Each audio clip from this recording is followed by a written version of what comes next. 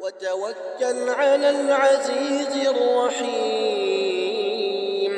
الذي يراك حين تقوم وتقلبك في الساجدين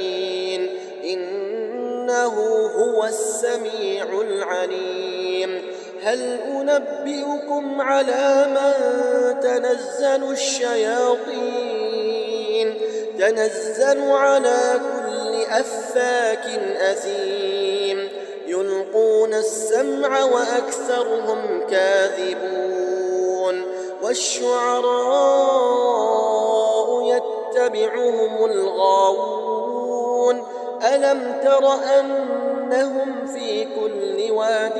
يهيمون وأنهم يقولون ما لا يفعلون إلا الذين آمنوا وعملوا